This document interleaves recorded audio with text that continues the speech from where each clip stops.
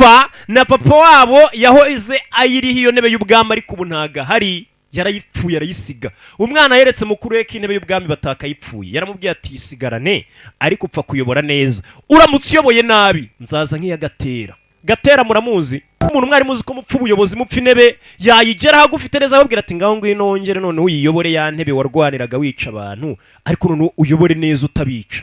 Nico nshaka, sinshaka kuyobora, ndashaka ko igihugu kiyoborwa neza kurusha uko nakiyobora.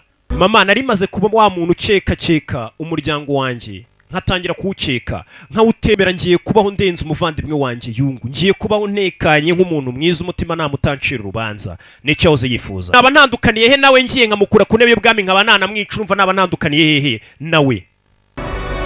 Ngo umwami nubwo yahawe intebe y'ubwami ariko nuriya mugore aramushaka, kandi sinzi ko umuntu yaguye intebe y'ubwami akayiherekeresha n'umugore. Yerekeranye no kuba yayobora byose arashaka kubishyira mu kangaratete, kubera n'abandi ubona bagiye ku muhanda bamwe bagenda bagura bwa sengesa ku muhanda, abakobwa bari n'abantu bambara imyenda yindutse ku isi bwa sengesa ariko ukabona araberewe. Hari abagiye kwambura ibipupe ariko ukabona wapi.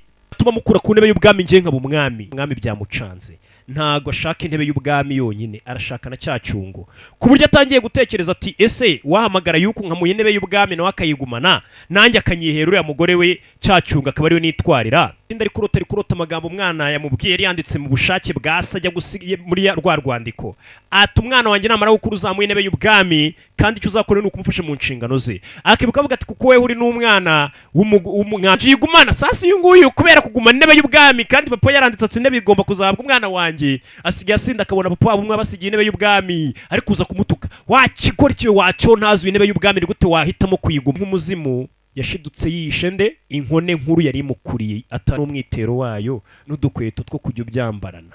Icyo gihe umuntu avuga atari kuyu muntu aremye ate ni muntu ki? Izi nta na divido ugira mu rugo nako gafato kajyane.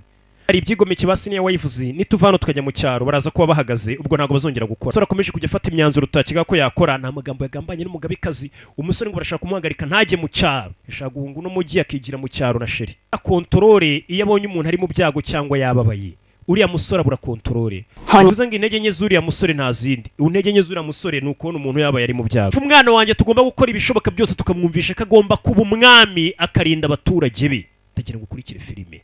Intege nke z'uriya musore ngo niyo abonye abantu bari mu byago bababaye, ngo icyo gihe agira intege nke ku buryo yakwifuza kuba umwami, ariko iyo abona abantu batekanye ntabwo yifuza kuba umwami. Sasa ndagira ngo ukurikire filime. Mama yaragambanye aravuga ati umwana wanjye mukora igishoboka cyose mpaka abaye umwami. Imbirane hagati ya state councilor ubwo ni papa wa cyacyungo ndetse nande n'umwami, tanga raporo y'ibyabereye muri bwa bwisho bwa basiniya wayivuze. Icyo gihe rero umwami naramuka atangiye kuba yafata papa wa cyacyungo ngo amushyire mu byago, amuhanire ko atamubwiye ibyabereye muri bwa buvumo cyangwa biziranye ishyamba zakorera kureba nde yaje ku deputy commander yesa kureba ndengi rwaye, kandi uzi ko yamenyanye inyeshyamba ziri ni ubundi niwe muntu warungirije umwami. Sasa umwami yamenye ko papa wa cyacyungo yageze ari inyeshyamba zisha, arahabona amenye gahunda yazo, ariko ntigeze zanga bibwinde mama w'umusore yuko ati umwami natangira kongera kwica abantu yica inyeshyamba bose bamurwanya, biraza gutuma umwana wanjye Gisongo avuga ati umuginga nasigiye intebe y'ubwami atangiye kuyikoresha nabi yica abantu, reka ngaruke noneho nyimwaki bitume yongera hatane abumwami na ndengeye bari gukurikirana bitwa basiniya wayivuze,